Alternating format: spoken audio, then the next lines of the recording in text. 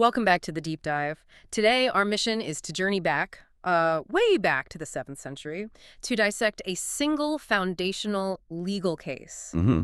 And it's a precedent that really established the idea that justice must be blind, completely indifferent to status, to wealth, or even to the deepest personal affection. It's a moment where you can almost see the foundation stones for the modern rule of law being laid down one by one. Exactly. It's so easy for us today to just assume that equality before law is some kind of universal default. Right, that it's always been there. But it's not. It's a concept that had to be deliberately, and I think dramatically, enforced to really shatter the norms of privilege that existed before. And we're looking at that specific inflection point, the moment where the old way of thinking was confronted head on. Our source material for this is crucial. We're drawing from excerpts of Mr. Zahir Ahmad Mir's work, specifically his research, Prophet Muhammad's judgment on equality before law. And we're zeroing in on a particular part of that series, Islamic Legal Precedents, Episode 16, the case of the stolen shield. A stolen shield.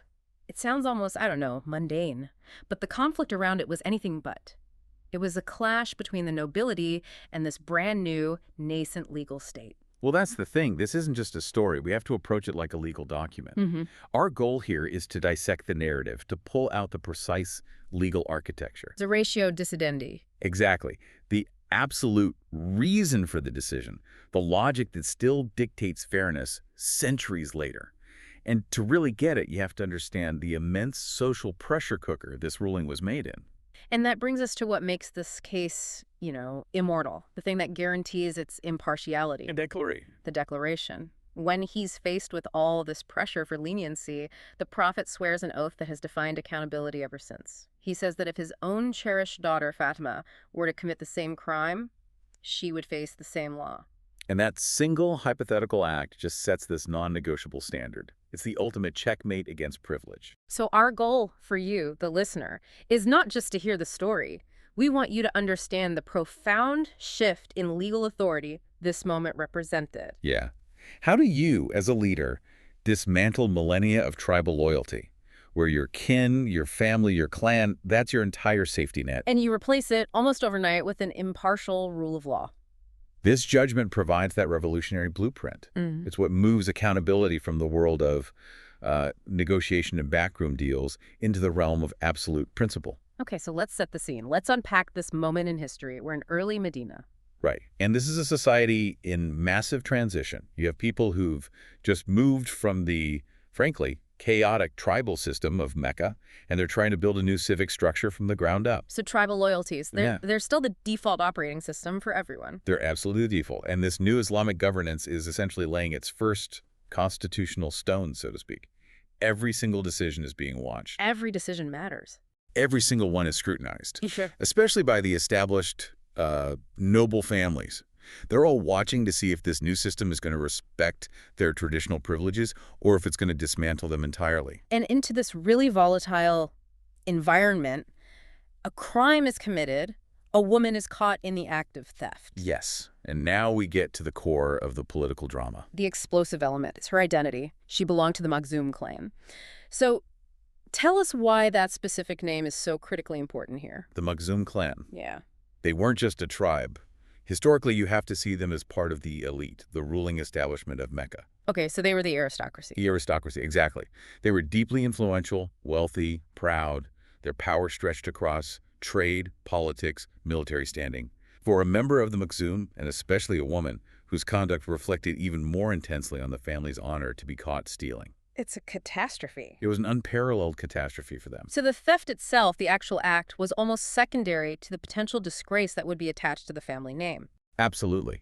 And that disgrace wasn't just a personal embarrassment like we might think of it today. Right. What did it mean in that society? It meant a loss of political leverage. It meant difficulty securing good marriages for their children and grandchildren. It could damage trade relationships that their wealth depended on.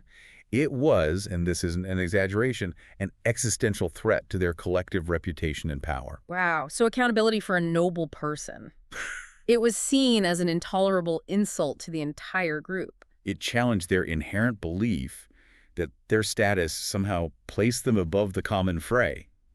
They saw applying the law to one of their own as an attack on the whole clan's honor. So Their first move isn't acceptance. They can't deny the facts. She was caught. The evidence was clear. So instead, they immediately pivot to a very sophisticated damage control strategy.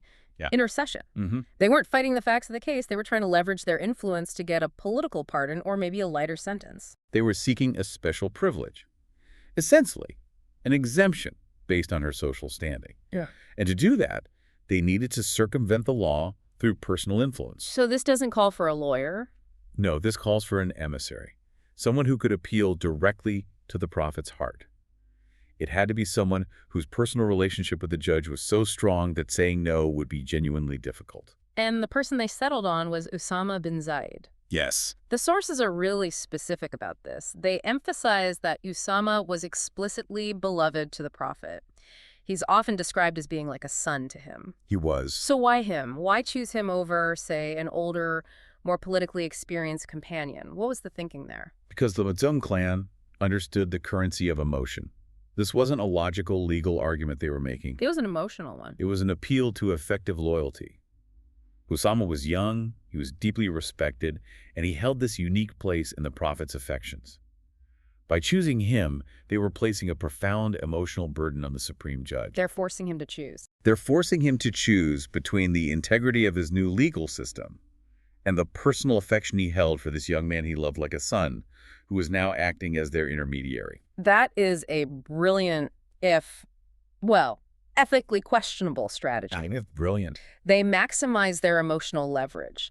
They're using Usama as a kind of diplomatic shield, hoping that the prophet's love for the messenger would soften his stance on the offender. It was the highest possible form of internal lobbying you could imagine, based purely on personal connection. And this choice, it just raises the stakes to an incredible level, because if the prophet grants leniency, even a little bit, because of Usama's plea, he validates the entire tribal system of privilege. The whole thing. He'd be telling the community that, yes, affection and status can trump the rule of law. And that single moment had the power to define the state. Was it going to be a government of laws, or just another system where the elite are untouchable? The same as the old system, really. So when Usama steps forward to make this plea, he's not just asking for a small favor for a friend. He is, without even maybe realizing it, presenting a foundational challenge to the entire concept of the state. He's asking, does the law bend when a loved one asks it to? And that question sets the stage for what becomes this dramatic, absolute rejection of class-based justice. It really is the ultimate test of political will, isn't it? To build a truly equitable system, the architect has to show that even his own deepest personal loyalties have to yield to the truth of the law. They must. There's no other way. And I have to ask, given how precarious early Medina was, political stability depended heavily on getting cooperation from powerful clans like the Makhzum. Wasn't this decision potentially politically disastrous? A crucial point, yes. Politically, in the short term, it was an incredibly high-risk move. He risked alienating key allies. Absolutely. It confirmed to the Makhzum and all the other powerful families that their traditional safety net, their, get-out-of-jail-free card, was gone. But you see, the prophet was clearly prioritizing long-term state legitimacy over short-term political appeasement. He was playing the long game. He was demonstrating that the bond of the new legal standard was stronger than any prior tribal allegiance. If he had given in, sure, he would have gained temporary peace with the Makhzum, but he would have lost the trust of every single common person. And the system would have failed. It would have ensured the system's failure in the long run. The cost of institutionalizing corruption right at the beginning was far, far greater than the risk of offending one powerful clan.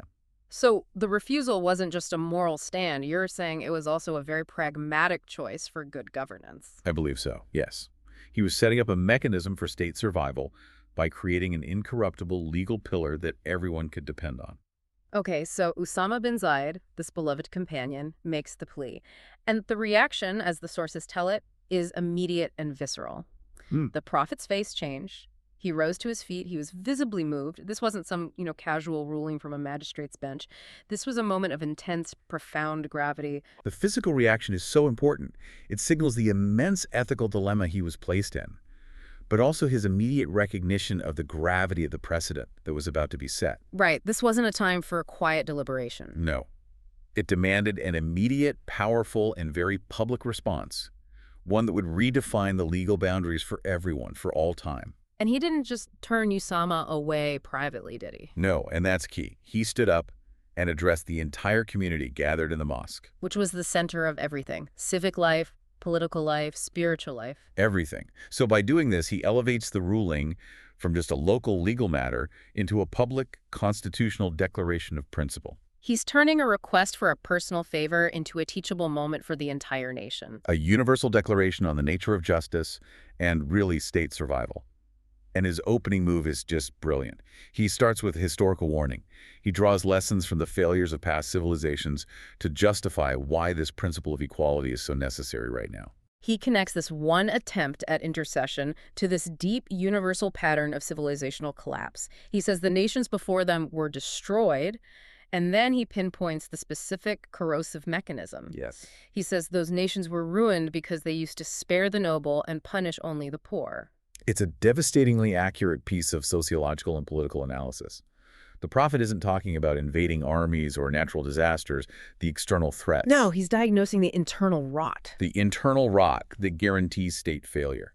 When the powerful can operate above the law, the rule of law itself just collapses from the inside out. Yep. And that creates a crisis of legitimacy that no society can survive. Let's spend a moment on that warning. Why does sparing the noble automatically ruin a nation? Let's unpack that. Okay. Well, if the law isn't applied equally, it stops being a system of justice and it transforms into something else. A tool of oppression. A tool of oppression wielded by the elite. The poor, the common folk, they lose all faith in the system because they see with their own eyes that the privileged class is untouchable. And that erosion of faith, what does that lead to? It has, I'd say, 3 key consequences that lead to ruin. First, it removes any real incentive for the powerful to govern ethically. Why should they if there are no consequences? And that leads to widespread corruption. Okay. Second, it breeds this deep, irreconcilable resentment and cynicism among the masses. Civil obedience becomes fragile, conditional. People follow the law only when it suits them because they know the system is rigged. And the third? The third is that it breaks the essential social bond, the shared belief that everyone, no matter their background, has to adhere to the same moral and legal standards for the good of the whole. When that bond snaps, the society is functionally ungovernable. So by citing this historical precedent, the prophet was teaching that blind justice isn't just a nice idea, a virtue. It's a fundamental mechanism for long-term state preservation. He's saying if we want to survive, if we want to build something that lasts, this institutionalized hypocrisy, it has to end now. The cost of biased enforcement is existential. Exactly. And once he's laid that foundation, the historical danger, he then delivers the core, uncompromising oath that settles the matter forever. The transition is seamless. He establishes the historical need, and then boom, he provides the absolute solution. He starts with the phrase, by Allah. That oath is crucial. It emphasizes the profound solemnity, the spiritual mandate. This isn't just a new government policy he's announcing. He's making the principle divine. Divine, not just governmental. It's non-negotiable. And then comes the statement that just shocks the entire system, the ultimate proof of legal integrity.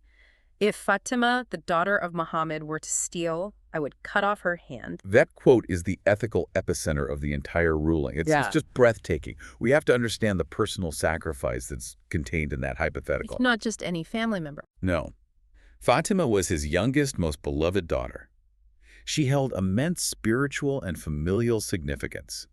To use her as the example, it's the most powerful possible demonstration that the law transcends everything. All personal affection, all kinship, all family ties. He wasn't talking about some abstract legal concept. He was talking about his own flesh and blood. And by doing that, he functionally removes the last possible loophole for corruption. Which is? The judge's own heart, his own biases. If the supreme judicial authority publicly vows to enforce the law, even against the person he loves most in the world, then no one else in that society can ever again claim an exemption based on their connections or their status. It just closes the door on every form of lobbying, every form of influence peddling, all at once. It creates a legal firewall. You see, in pre-modern tribal societies, a leader's power was often measured by his ability to protect his family and clan from accountability. Right, that was the sign of a strong leader. This declaration just flips that completely on its head. Now, the leader's legitimacy is measured by his willingness to subject his own family to the highest standard of accountability. Integrity starts at the very top, with the Prophet's own household. It's just an incredible act of leadership and moral courage. But let's pause and think about the shockwaves this must have sent through the community. Oh, for sure. They were expecting, at best, a quiet concession, a diplomatic nod to the Makhzum clan to keep the peace. And instead, they get this radical, uncompromising legal standard that threatens their entire social hierarchy. How was this perceived by the ordinary people versus the elite? Well, for the ordinary citizen, the common laborer, the person on the margins of society, this was the ultimate affirmation of their worth in the new system. It meant they were equal. It signaled that they were now truly equal to the most powerful person in the land, that their rights and their safety were protected by a law that feared no one. This would have cemented the allegiance of the vast majority to the new system, just instantly. And for the elite. For the Makhzum. For them, it was a profound blow, a definitive declaration that the old world was over. Their status, which they had always relied upon for immunity, was now explicitly irrelevant. This declaration forced them to accept the new reality or risk being marginalized by it. And the power of the quote is not just in the words. It's the specific choice of Fatimah. He could have just said, any member of my family. But he didn't. Specifying his daughter added an emotional weight that made the principle unforgettable. It codified that moral truth the source material points to. True justice begins when love and power bow before the truth. It is the ultimate statement of judicial neutrality. Love is arguably the strongest human emotion, the biggest bias we have. If even that must yield to the truth of the law, then certainly worldly things like power and status must also yield. He was establishing the absolute transcendence of the legal standard over all personal and societal ties. And that clarity is what makes the judgment so important historically. It didn't just stop one instance of corruption. It erected a permanent barrier against the institutionalization of bias. Okay, so let's move from the dramatic declaration to the actual legal execution of it. Right, the mechanics. The Prophet ordered that the punishment be applied immediately, without discrimination. This is where we move from moral principle into the hard mechanics of legal enforcement. And that's a critical distinction. To understand why it had to be applied, we have to understand the legal category this crime falls into. The punishment was applied because the crime of theft fell under hudud. Which are the fixed laws? The fixed laws, yes. These are penalties that are precisely prescribed in the foundational text for specific major crime theft, adultery, banditry, and so on. Okay, so why is that definition hudud so critical here? It's critical because it removes judicial discretion entirely. In many other systems, especially in common law, a judge might have wide latitude to consider mitigating circumstances, the offender's background, the political context. But not in a hudud case. Not here. Once the very stringent evidential requirements are met, and in this case the woman was caught red-handed, the facts were not in dispute. The penalty is mandatory. The judge, even the supreme judge, cannot legally change or commute the sentence based on who the offender is. So the very structure of the law, the fact that it was a fixed, universally applied penalty, that itself was the mechanism for equality. The law itself was blind. Exactly. The structural rigidity of the fixed law acts as a guardrail against corruption. Think about it. If the Prophet had the discretionary power to simply change the punishment to, say, a fine or a public whipping out of leniency, the door for status-based bias would always be open. It would be perpetually open. The non-negotiable nature of the hudud penalty reinforced the principle of impartiality against the Makhzum clan's desperate plea for an exception. So let's synthesize the principles this case established. The source material outlines 3 primary axes of privilege that justice must be blind to, and they're comprehensive. 1, social status. 2, wealth. And 3, relationship or kinship.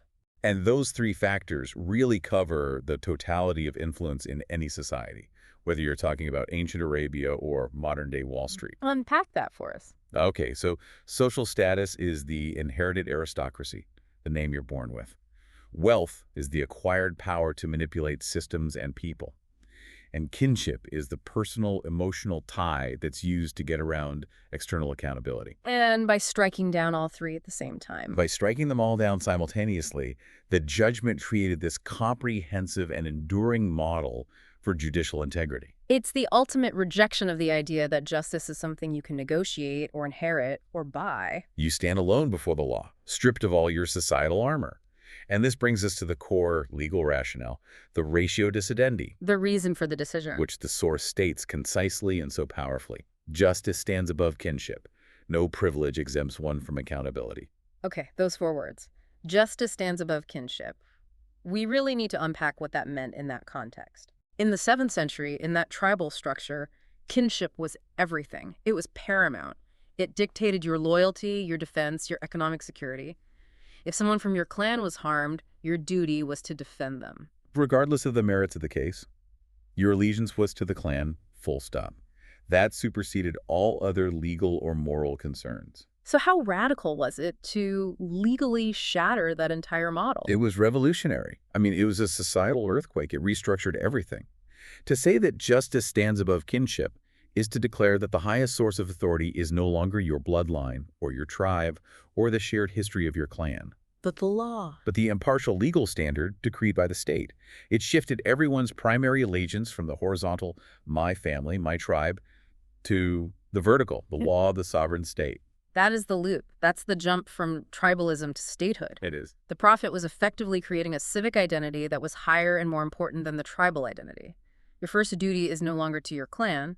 It's to the principle of justice and the integrity of the state's laws. And if your clan member breaks the law, your duty is now to assist the law, not to intercede for the criminal. I think about the practical consequence of that. Before this ruling, a Makhzum tribesman knew his clan would protect him. It was an informal immunity. A built-in safety net. And after this ruling, that safety net is legally withdrawn. The state, through the mechanism of impartial law, becomes the sole source of legitimate protection and coercion. This is the moment the state becomes the central authority, and it supersedes clan loyalty forever. And that's a critical distinction when you compare legal history. You look at many ancient legal codes. Roman law, for instance. They often had different rules for citizens and non-citizens or for different social classes. Right, different punishments for the same crime based on your status. Exactly. But this judgment established an immediate, absolute principle of non-discrimination. Centuries before documents like the Magna Carta even began to hint at such ideas. The speed and the totality of the transition are just astonishing. It wasn't some slow, incremental reform. It was a radical, state-defining leap into universal accountability. The historical milestone is crystal clear. This single case established the eternal principle of equality before law as a cornerstone of the entire legal system. And it wasn't just written down in a book somewhere. No, it was enforced. It was enforced in the face of the highest possible social and emotional pressure you could imagine. And the beauty of that enforcement, as you mentioned, is that the woman, the noble offender from the powerful clan, received the exact same penalty that any poor, unaligned, unknown citizen would have received. And that single act, even more than the powerful words, is what ensured the principle was internalized by the entire community. They saw it happen. Okay, so let's transition to the lasting impact of this decision. The source material uses some powerful language here. It says the rule of law was established not as a fluid social contract, but as a sacred duty. And that distinction is paramount. It really requires a deeper philosophical dive. Let's do it. Most modern Western democracies view the rule of law as a social contract, an agreement among citizens where we all voluntarily give up certain freedoms for mutual security. And that agreement can be changed. It's subject to renegotiation or amendment based on the democratic will. We can vote to change the laws. Okay, so if the rule of law is instead defined as a sacred duty, how does that change the dynamic of enforcement and permanence? The shift is fundamental. If it's a sacred duty, the law's authority is derived from an absolute transcendent source, not from the temporary agreement of the governed. What does that mean in practice? It means its integrity cannot be compromised by political expediency or by popular opinion or by the shifting demands of powerful lobbies. It provides an absolute moral underpinning for judicial fairness that makes the law highly resistant to decay and corruption. So, under the sacred duty principle, if a modern parliament passes a law that clearly favors the rich or exempts a certain class from accountability, that law isn't just bad policy. It's a fundamental moral and civic failure. Exactly. The sacred duty model establishes the law as an intrinsic, constant truth that binds everyone, the legislature, the executive, the citizen. And that permanence is what protects the system's integrity over time. Yes, against the inevitable attempts by future powerful groups to try and reintroduce privilege back into the system. It enshrines the principle that accountability is non-negotiable and morally mandatory. And that structural integrity is what allows this ancient precedent to bridge the gap right into contemporary governance. This isn't just a historical footnote. Not at all. It's a living legal principle. And the source material connects it directly to modern constitutional documents. Absolutely. The source highlights that this precedent forms the explicit ethical and legal backbone for modern statutes, and it gives a specific example. Article 25 of Pakistan's constitution. Which states unequivocally, all citizens are equal before law. That is a direct lineal descendant of the decision made in the case of the Makhzum woman. It is. The constitutional drafters weren't just relying on abstract Enlightenment philosophy. They were consciously codifying a 7th century legal precedent that was rooted in the Prophet's uncompromising declaration. The principle of equality is explicitly sourced from this historical judgment. And that link just demonstrates the incredible lasting relevance. I mean, whether we look at contemporary corporate law, criminal justice reform, or global human rights discourse. And the underlying demand is always the same. Always. That wealth, social standing, and personal connections must not grant immunity from the law. Every time a human rights organization calls for non-discrimination in the judiciary, they are articulating the very same principle that was established when the Prophet refused to spare the offender because his beloved companion asked him to. It really challenges the common narrative that judicial fairness and non-discrimination are purely secular Western concepts that developed much later. It does. This historical evidence shows a radical, immediate leap toward these ideals, rooted in a divinely mandated standard centuries before the Enlightenment.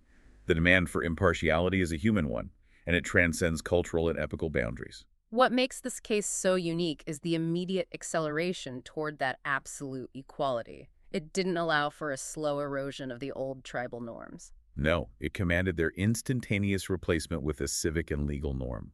And just to reiterate the authority of our analysis here, we are relying on the synthesis provided by Mr. Zahir Ahmad Mir. His background is really key to this. It is. He's a constitutional and corporate lawyer and an author of over 55 books covering law, Islam, Pakistan, artificial intelligence, modern thought. A huge range. And that profile gives him a unique perspective. It's essential. He's able to analyze the traditional narrative through the precise lens of modern constitutional jurisprudence. He's not just reporting a historical story, he's extracting the applicable legal framework, that ratio decidendi, that can operate in a modern state, dealing with issues of, say, corporate accountability or technological ethics. So he confirms that the core concept, justice stands above kinship, is universally necessary for any state that aims for fairness, regardless of the century. Absolutely. It also gives us confidence in discussing the philosophical depth of that sacred duty concept. In a modern context, where trust in our institutions seems to be rapidly declining, maybe shifting the definition of the rule of law back toward a sacred, non-negotiable duty is the corrective mechanism we need. It raises profound questions about citizenship, doesn't it? If the law is sacred, then the failure to uphold it or the attempt to bypass it using privilege isn't just a breach of a social contract. It's what? It's a betrayal of the community's highest ethical standard. And that elevates the stakes for everyone involved in the system. It places a much heavier burden on the powerful, obviously, but it also places a heavy burden on us, on the citizenry, to demand that standard relentlessly. It does. So we've taken a deep dive today into a very specific legal precedent, the case of the Makhzum woman and the intercession of Usama bin Zaid. And what we've found is not just a historical anecdote, it's a revolutionary moment in legal history. The takeaway for you, the listener, is really the understanding that in this moment, accountability was made non-negotiable. The law was placed above political pressure, above wealth, above social standing. And most dramatically above the deepest personal love, as we saw with the oath concerning his daughter, Fatimah. The legal standard was made absolutely supreme. The lesson is just so enduring. True justice requires that the powerful and that those motivated by powerful emotions must absolutely defer to the objective truth of the law. A legal system cannot be built on exceptions or privileges. It has to be built on the bedrock principle of universal application. And this leads us back to our final provocative thought for you to consider as you reflect on this. If the rule of law is defined as a sacred duty, as it was established here, rather than just a social contract, what does that moral shift demand from the citizens themselves? If the law is truly sacred, then the duty to uphold it falls not just to the judge or the ruler, but to every single person who witnesses an attempt to apply privilege or seek an exemption. So how does that understanding of civic responsibility change your own perception of justice and accountability in your modern life? Particularly in those small situations where you might be tempted to seek a little leniency or apply a little pressure based on personal ties you might have. It's a challenging question. It is. We hope this deep dive has provided you with a foundational understanding of one of history's most powerful declarations of equality before the law. Thank you for joining us on The Deep Dive. We'll catch you next time as we continue to unpack the principles that shape our world.